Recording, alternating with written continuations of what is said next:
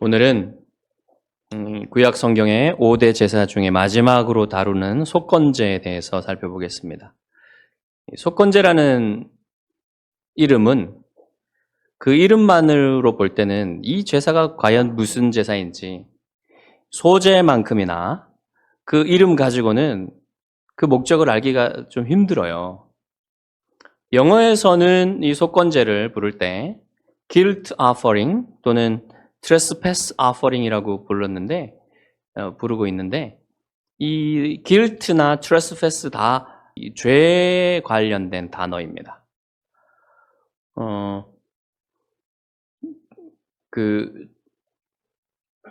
죄에 관련된 단어이니까 이게 이제 속죄제는 영어로 sin offering이거든요. sin이 일반적인 죄를 나타냅니다. 근데 뭐 guilt를 쓰든 trespass를 쓰든 이 말들로는 사실은 속죄제와 속건제를 구별하기가 힘들어요. trespass가 영어로 이제 그 위반을 의미하거든요. 그래서 우리말로는 허물이라고 많이 번역을 해요. 그런데 이 속건제의 건자가 한자로 허물이란 뜻입니다. 그래서 허물을 속하는 제사다 이런 뜻에서 속건제라고 이름을 붙였는데 속죄제와 속건제 이름만 다르지 이게 무슨 차이와 구별을 우리에게 줄 수 있겠습니까? 그래서 이걸로는 힘들고 우리가 이 속건제라는 제사를 부를 때에 배상제라고 부르는 게 좋아요. 배상제. 왜냐하면 이 속건제의 가장 큰 특징이 배상이기 때문에 그래요. 피해를 입힌 자에게 그것을 배상하는 성격을 가지고 있어요. 이 제사가. 그래서 배상제라고 부른다면 여러분 이해가 좀 더 쉬우실 것입니다. 우리 성경에 보면 보상이라고 나와 있는데 일반적으로 보상은요. 어떤 공로에 대해서 그 값을 이렇게 상 주는 식으로 이렇게 갚아주는 식으로 하는 것을 보상이라고 합니다. 근데 배상은 피해를 입힌 것에 대해서 값을 치러주는 거예요. 그래서 이제 일반적으로 우리가 쓰는 말에 의하면 배상이 맞습니다. 보상보다는. 그래서 제가 배상이라는 말을 쓸 것입니다. 또 속죄제와 속건제의 또 다른 차이가 뭐냐면요. 제물에 있어요. 여러분 속죄제 기억하십니까? 지난주에 속죄제는 제물들이 다양했죠. 근데 속건제는 딱 한 가지 제물만 드릴 수 있었어요. 순양 한 가지만 드릴 수 있습니다. 그리고 여러분 속죄제는 다양한 제물들에 있어서 순양보다 가치가 낮은 제물들도 드릴 수 있었잖아요. 근데 속건제는 순양만을 딱 지정해 놓아서 이 속건제가 속죄제에서 다루는 죄보다 더 일반적으로 무겁다는 사실을 여러분 아셔야만 해요. 속건제는 더 무거운 죄를 다루는 제사입니다. 그러면 어떤 경우에 속건제를 드려야만 할까요? 우리 성경에는 크게 두 가지로 나누고 있습니다. 첫 번째는 여호와께 피해를 입힌 경우, 두 번째는 이웃에게 피해를 입힌 경우 다 배상제를 드려야 한다. 이렇게 말하고 있는데요. 5장 14절부터 끝까지는 여호와께 피해를 입힌 경우를 다루고요. 6장 1절부터 7절까지는 이웃에게 피해를 입힌 경우에 속건제를 다룹니다. 먼저 여호와께 피해를 입힌 경우의 속건제는 또다시 두 개로 나눠지는데요. 두 가지로. 먼저 여호와의 성물에 대하여 부지 중에 범죄했을 때 어떻게 속건제를 드리냐. 여호와의 성물이 구체적으로 뭔지는 나오지 않아요. 그래서 우리가 그게 뭔지를 확실하게 알 수는 없습니다만은 레위기 27장으로 가보면요. 성물은 여호와께 바쳐진 것을 말하는 것입니다. 뭐를 바치겠습니까? 동물도 바치고 집도 바치고 11조도 바치고 이렇게죠? 예컨대 이제 11조를 바쳤는데 그 11조를 여호와께 바치려고 빼놓았는데도 불구하고 그걸 그냥 생활비로 써버리는 겁니다. 이럴 때에 속건제가 필요한 거예요. 그리고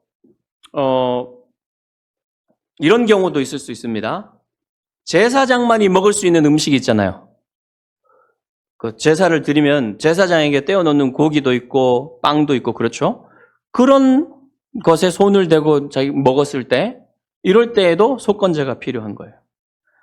이런 경우에 그 자신이 피해를 입힌 그 성물의 가치에 20%를 더해서 이것으로 배상을 해야만 합니다. 그러니까 100만 원짜리 성물에 피해를 입혔다면 120만 원을 갖다가 제사장한테 줘야 돼요. 그리고 순양으로 속건제를 드리면 속죄를 받을 수가 있는 이러한 제사법입니다. 자, 그리고 여호와께 피해를 입힌 두 번째 경우가 나오는데요. 17절에 보시면 여호와의 계명 중 하나를 부지 중에 범했을 때입니다. 또 이게 구체적으로 어떤 계명을 범한 것인지 나오지가 않기 때문에 우리가 알기가 힘들어요. 뭐에 대해서 얘기하는지. 그런데 이 경우에는 특이한 게 뭐냐면 배상에 대한 얘기가 없어요. 어떻게 배상하라 이런 얘기가 없습니다. 그러니까 배상을 안 했다고 볼 수 있는데 왜 그러냐? 참 어려운 문제인데 어떤 주석가가 이렇게 얘기했습니다. 이것은 어떤 특정한 죄가 있었다는 것이 드러난 게 아니라 이 헌제자가 자신이 생각하기에 내가 부지 중에 여호와의 성물을 범하는 그런 죄를 지었을 수도 있다고 의심하는 거예요, 자기가. 양심이 너무 이렇게 민감해져서 내가 그랬으면 어떡하지? 하는 마음으로 이 속건 제물을 가지고 가는 겁니다. 이럴 경우에는 그것이 드러난 죄가 아니기 때문에 어떤 특정한 죄가 아니라 의심하는 중에 있기 때문에 배상할 대상이 없는 거예요. 그래서 배상을 하지 않았을 것이다. 이렇게 보는 것이죠. 이것이 정확한 해석인지 어쩐지는 알 수 없지만 이런 것들을 볼 때 여러분 구약 시대에 이스라엘 백성과 이방인 간의 차이가 분명하게 드러납니다. 여러분 이스라엘 백성은 하나님의 엄정한 법이 있어서 율법이 있어서 그것에 의해서 자신의 양심이 굉장히 민감하게 되는 거예요. 그 법이 있으니까 자신이 그 법을 어길 때에 양심이 가책을 받고 찔림을 받고 하는 것이 더 민감하단 말입니다. 그런데 이방인일 경우에는 어떻습니까?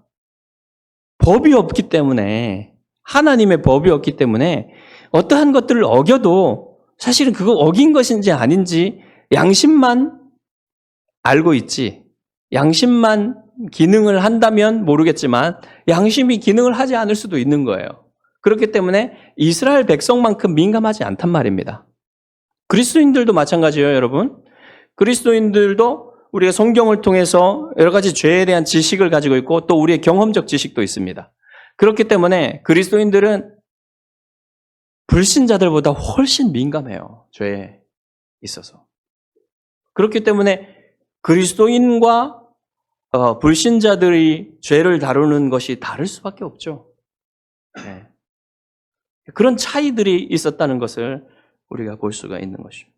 다음에 이웃에게 피해를 입혔을 경우에 속건제가 또 있는데요. 6장 2절에 보시면 이웃에게 피해를 입힌 경우들의 이것을 다루고 있지만 뭐라고 얘기하냐면 여호와께 신실하지 못하여 이렇게 말합니다. 아니 이웃에게 피해를 입혔는데 왜 여호와께 신실하지 못하단 말입니까? 언약 백성은 여호와와 언약을 맺고 있는 백성들은 이웃에게도 신실하게 대하라고 하나님의 법이 명시되어 있어요. 구체적으로 말하면 이웃에게 거짓말하지 마라. 속이지 마라. 그렇게 되면 여러분 피해를 입히는 거 아닙니까? 그 다음에 더욱더 중한 범죄는 뭐냐면 법정에서 이웃에 대해서 거짓 증거하는 것. 그렇게 하면 심한 경우에는 그를 감옥에 보낼 수도 있고 큰 어떤 심하면 생명의 위협을 받을 수도 있는 거잖아요. 이렇기 때문에 이것은 큰 피해를 주는 것입니다. 그러한 일들을 하지 말라는 것인데 이렇게 했을 경우에 이웃에게 신실하지 않았을 경우에는 언약을 맺은 하나님께도 신실하지 않게 되는 거예요. 즉, 이 원리는 뭐냐면요. 사람에게 지은 죄는 다 하나님께 지은 죄란 말입니다. 그것도 무거운 죄라는 거예요. 사실 모든 죄가 하나님께 짓는 죄인데 사람에게 짓는 죄는 더 무겁단 말이죠. 하나님의 형상을 따라 지음받은 존엄한 존재에게 죄를 짓는 것은, 피해를 입히는 것은 그것은 하나님께 짓는 무거운 죄라는 사실입니다. 이러한 것들이 어떤 것이 있는지 이제 예를 들어서 이웃이 맡긴 물건이나 동물에 해를 입혔을 때, 해를 입힐 수 있겠죠. 맡았는데 자신이. 그 다음에 이웃의 소유인 줄 알고도 그걸 도둑질했을 때, 또는 분실물을 이제 길을 가다가 주었어요. 근데 이제 그 이웃이 찾을 거 아닙니까? 찾고 있는 것을 알고도 그것을 돌려주지 않고 모른 척 하고 있을 때, 이럴 때 이것이 속건제를 드릴 그럴 때라는 것입니다. 자, 이런 경우에도 이웃의 물건 값에 20%를 더해서 배상을 해야 되고, 그리고 순양으로 속건제를 드릴 때 이 죄를 용서받을 수 있게 되는 거예요. 자, 여러분 이제 간단하게 속건제에 대해서 살펴봤는데요. 우리가 5가지 제사를 모두 살펴봤는데 모든 제사들은 다 어느 정도 대리적인 속죄의 개념을 가지고 있습니다. 대신 속죄하는 개념을 가지고 있는 거예요.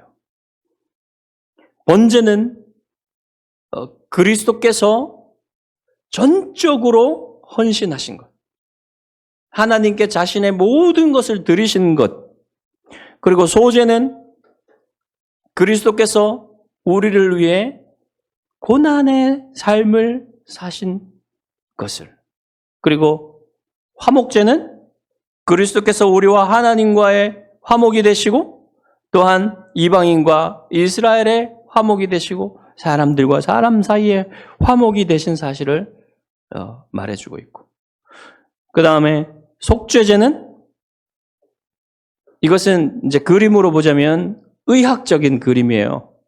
속죄제는 우리의 영혼의 오염, 죄로 오염된 그 영혼을 씻으시는 속죄의 제사를 드리셨단 말입니다. 그리스도께서. 그리고 오늘 이 속건제는 무엇입니까? 우리의 죄가 하나님께 영원한 빚을, 죄의 값을 지게 되었는데, 이것은 상업적인 그림이에요. 이 죄의 값을 예수님께서 대신 배상해 주셨다. 이런 뜻을 우리에게 던져주고 있는 겁니다. 그러니까 이 구약 성경의 5대 제사는 다 그리스도의 희생제물 되심에 대해서 다 어떤 빛을 던져주고 있는 거예요. 자, 그렇다면 오늘 속건제에 대해서는 조금 더 살펴봐야 됩니다. 이사야 53장에 보시면 고난받는 종이 나와요. 그 고난받는 종은 메시아를 뜻합니다. 그리스도의 희생제물 되심이 어떠한 의미를 갖는지 이 53장에서 우리에게 가르쳐주고 있는지, 특별히 속건제의 의미의 빛을 던져주는 말씀이 있어요. 자, 이사야 53장 우리 한번 찾아볼까요? 이사야 53장. 구약 성경, 제 성경으로는 1034페이지입니다. 4. 이사야 4. 5절에 한번 보시겠습니다. 53장 5절. 그가 찔림은 우리의 허물 때문이요, 그가 상함은 우리의 죄악 때문이라. 그 다음에 6절로 가보시면 6절 하반절에 여호와께서는 우리 모두의 죄악을 그에게 담당시키셨도다. 다 여러분 대리적인 속죄의 개념이 여기 들어있어요. 예수님께서 그리스도께서 대신 우리의 죄를 담당하셨다. 이러한 의미가 들어있는 겁니다. 그런데 10절로 가보시면 더욱 분명하게 예수님의 이 희생제물 대심이 속건제물로 드리심을 우리에게 알려주고 있습니다. 우리 53장 10절을 같이 읽어보겠습니다. 여호와께서 그에게 상함을 받게 하시기를 원하사 질고를 당하게 하셨은즉 그의 영혼을 속건제물로 드리기에 이르면 누가 원하셨다고요? 여호와께서 원하셨다고요. 성부 하나님께서 원하셨다고요. 자기 아들을 우리를 위한 속건제물로 드리시기를 원하셨단 말입니다. 이 속건제물이 무슨 뜻이라 그랬어요? 우리의 하나님께 지은 그 영원한 죄의 값을 배상하시는 그 의미가 바로 이 속건제물이란 말입니다. 예수님이 우리를 위한 속건제물로 드려지셨다는 사실을 이사야 선지자는 우리에게 밝혀주고 있는 거예요. 여러분, 우리는 그리스도께서 우리를 위해서 고난받으신 것이 배상의 의미가 있다는 사실을 이제 배웠는데요. 단지 예수 그리스도의 그 십자가 사건만을 그리스도의 배상이라고 보지 말아야 돼요. 여러분, 사실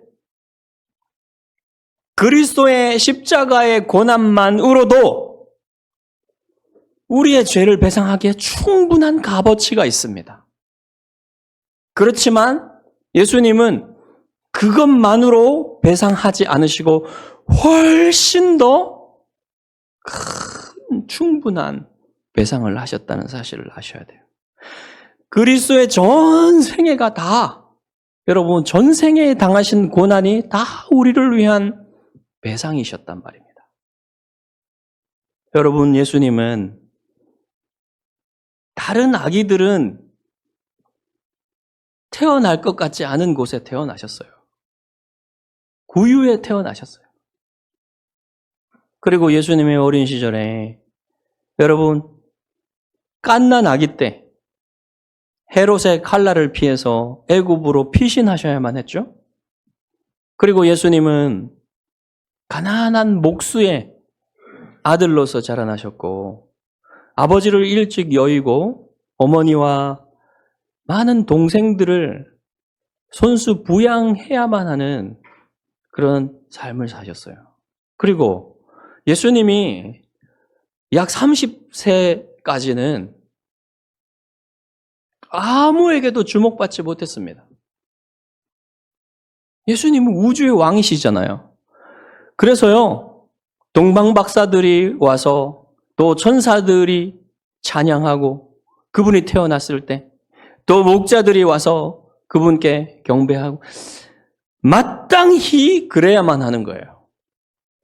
그분의 전생애가 어린 그 태어났을 때뿐만 아니라 30살 사실 때 모든 그 시간 동안에 모든 사람이, 세계의 모든 사람이 와서 예수님께 경배하고 예수님을 찬양해야 마땅합니다.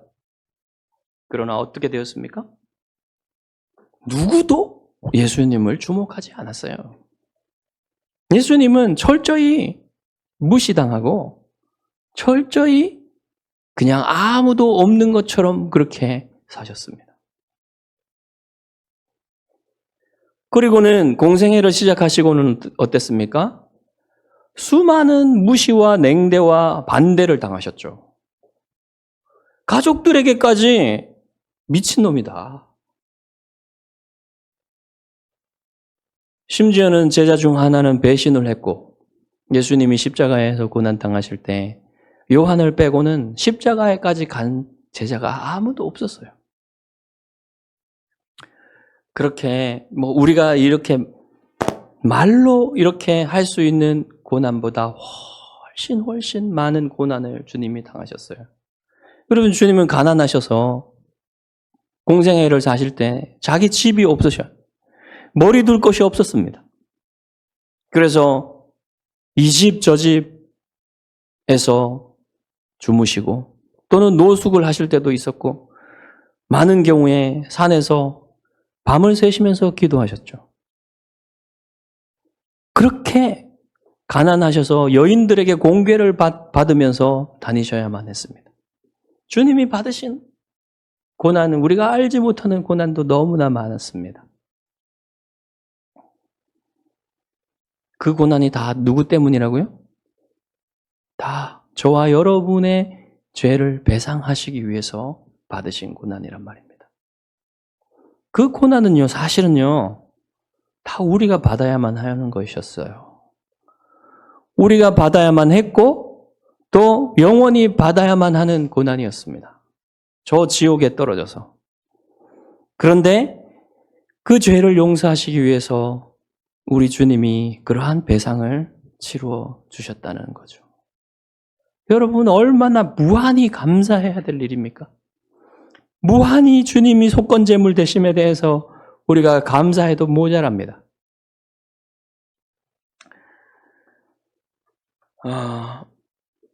자, 이제 우리는 죄를 지을 때마다 주님 앞에, 하나님 앞에 배상제물을 드릴 필요가 없어졌죠. 주님이 완전히 영원히 배상제물이 되셨기 때문에 우리는 더 이상 그런 제사를 드릴 필요가 없습니다. 그렇지만 여전히 우리가 이 배상제의 원리, 이 속건제의 원리는 우리 삶에 적용할 필요가 있어요. 자, 먼저 하나님과의 관계에 대한 적용입니다. 이것은 예배에 대한 적용이기도 해요. 우리가 주기도를 드릴 때 우리가 우리에게 죄 전자를 사하여 준 것 같이 우리 죄를 사하여 주옵시고 이렇게 기도하죠. 이것은 무슨 기도입니까? 하나님, 제가 저 이웃의 죄를 용서해 주었으니까 당연히 하나님도 저의 죄를 용서해 주셔야 됩니다. 이런 것일까요? 이런 것이 아니에요. 이런 것일 수가 없어요. 오히려 하나님이 저의 죄를 모두 용서해 주셨기 때문에 저도 이웃의 죄를 마땅히 용서해야만 하기에 용서합니다. 주님, 제가 주님의 용서를 따라서 주님의 용서하심에 힘입어서 이웃을 용서했으니 저를 불쌍히 여겨주십시오. 이런 태도입니다. 이런 기도예요. 여러분, 우리의 용서는요, 하나님의 용서의 기초에 있지, 우리의 용서에 하나님의 용서가 기초에 있는 게 아닙니다. 우리가 용서했기 때문에 하나님이 우리를 용서해 주셔야 되는 게 아니에요. 그래서 이 기도를 드릴 때에는 그런 태도를 가지고 기도하시기 바랍니다. 이러한 마음이 먼저 하나님 앞에 우리가 나아가야 될 마음이고, 또한 여러분, 우리의 예배에 관해서 생각해 볼 말씀이 있는데 주님이 산상 설교에서 말씀하신 거예요. 예물을 제단에 드리려다가 거기서 내 형제에게 원망 들을 만한 일이 있는 것이 생각나거든 예물을 제단 앞에 두고 먼저 가서 형제와 화목하고 그 후에 와서 예물을 드리라. 구약시대나 지금이나 하나님 앞에 나아갈 때, 하나님 앞에 예배 드릴 때 여러분, 형제와 화목하는 것이 너무나 중요합니다. 지체들과 화목하는 것이 너무나 중요합니다. 일주일의 삶 동안에 가까운 이웃이나 지체들이나 가족에게 많은 피해를 주고 상처를 주고 어려움을 주고 이렇게 하였으면서 그것은 그냥 아무렇지 않게 생각하면서 주일날 와가지고 예배를 드린다고 해서 하나님이 받으시겠습니까? 하나님 기뻐하시지 않으세요. 그렇기 때문에 먼저 용서를 구하고 먼저 화목을 구하는 그 일을 하고 나서 하나님 앞에 예배 드리려고 나온다. 이런 생각을 가지셔야 됩니다. 이런 것을 실천하셔야 됩니다.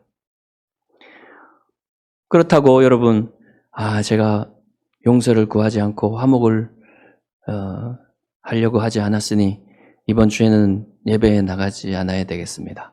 이런 생각을 하시는 분은 없겠죠? 예. 그렇다고 예배 안 나오는 것은 더욱 말이 안 되는 거예요. 그런 노력들과 그런 태도를 가지고 예배에 나올 때에 그것이 중요하다는 사실을 여러분 늘 새기면서 한 주간에 사실 때 예배에 나오기 전에 화목을 추구하라는 것입니다. 또한 이웃에게 피해를 입혔을 때 반드시 배상하려는 노력을 해야 된다는 거예요. 여러분, 삭개오가 예수님을 만나고 나서 어떻게 했습니까? 재물을 절반을 뚝 떼어서 가난한 사람들에게 나누어 주고 속여서 빼앗은 것이 있다면 4배나 갚겠습니다. 그가 주님 앞에 진실로 회개했다는 사실을 보여주는 사실이에요, 이것이. 정말로 진정으로 배상하기를 원하잖아요. 이것은 단지 이웃에게만 배상하는 것으로 그치는 것이 아니라 하나님과의 관계 속에서 하는 거예요. 삭개오가. 우리가 배상할 때 여러분 단지 금전적인 그 배상을 하는 것에만 마음을 써서는 안 됩니다. 피해를 입힌 사람의 마음을 풀어주고 관계를 회복하는 데 초점을 맞춰야 돼요. 진심으로 사과해야 됩니다. 진심으로. 이거 먹고 떨어져? 이런 식이 아닌 거예요. 진심으로 그 사람의 마음을 풀어주고 사과하여 정말 그 사람이 참 용서해주고 싶은 마음이 그런 들도록 그렇게 해야만 하는 것입니다. 그리스도인들은 누구보다도 이런 배상을 잘 해야 돼요. 피해를 주지 않는 삶을 사는 것이 정말 좋겠지만 살다 보면 여러분 피해를 줄 수도 있잖아요. 우리가 부지불식간에 피해를 줄 수도 있고요. 또 그것이 지체들일 수도 있고 가족일 수도 있고 가까운 사람일 수도 있습니다.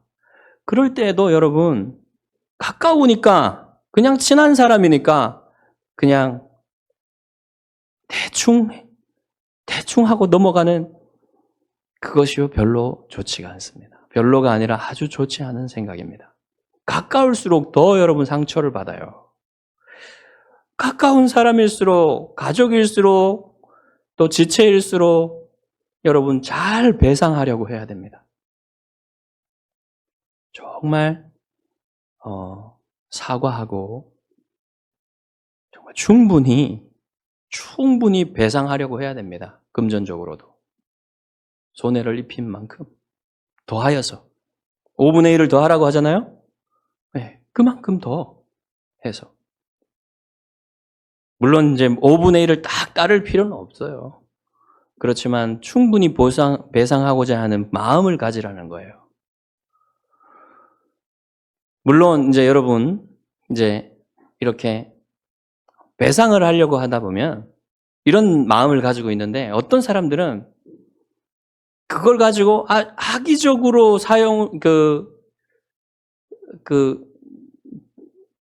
가해자에게 뜯어먹으려고 하는 사람들이 분명히 있어요. 그럴 경우에 여러분 그냥 당하고 있으라는 얘기가 아닙니다. 비둘기처럼 순결하되 뱀처럼 지혜로워야 하죠. 그런 경우에는 단호히 할 필요도 있어요. 그렇지만 그런 경우가 아닌 경우에는 정말로 여러분 조금 여러분에게 손해가 가더라도 충분한 배상을 하려고 하는 그런 마음을 가지시기 바랍니다. 그리고 그렇게 했을 때에 여러분 그것이 여러분이 그리스도의 이름을 가지고 하는 것입니다. 그리스도에게 영광이 된다면 여러분에게도 기쁨이 되지 않겠습니까? 그런 여러분 배상을 하는 그러한 원리들을 실천하는 여러분 되시기를 바라고 이렇게 했을 때에 하나님이 여러분을 기뻐하시고 여러분을 통해서 영광 받으시는 삶이 될 줄로 믿습니다. 여러분에게 그러한 마음과 또한 그러한 속건제의 의미를 실천하는 여러분의 삶이 되시기를, 그래서 주님께 영광이 되는 삶을 사시기를 주님의 이름으로 축복합니다. 기도하겠습니다.